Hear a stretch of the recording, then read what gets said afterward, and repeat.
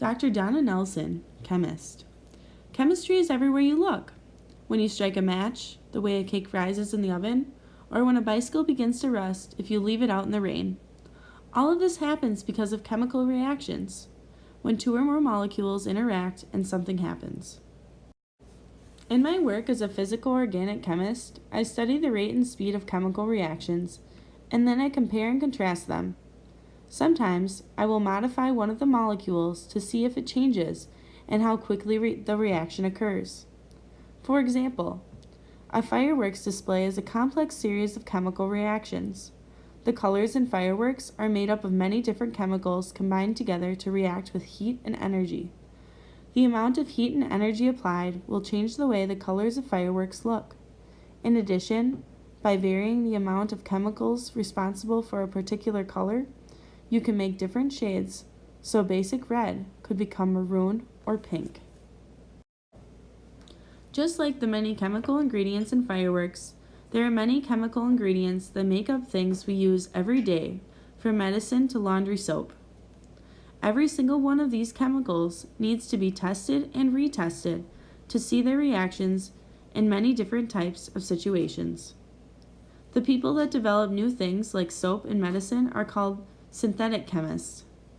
In my job as an organic chemist, I provide these synthetic chemists with an important information about their ingredients.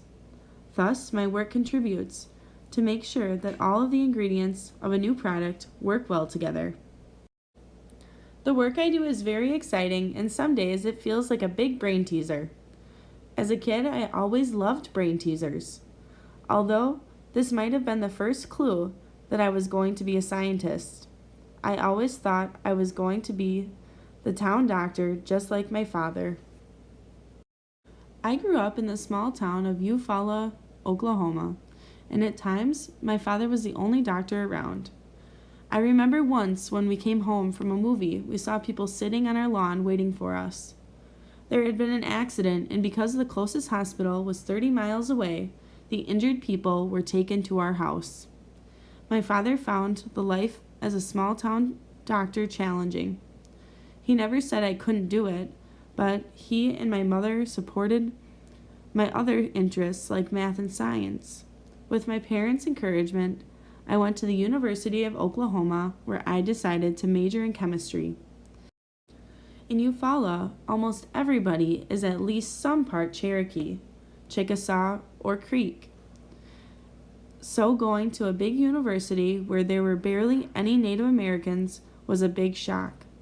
It took time to adjust to being one of the very few women and the only Native American in my department.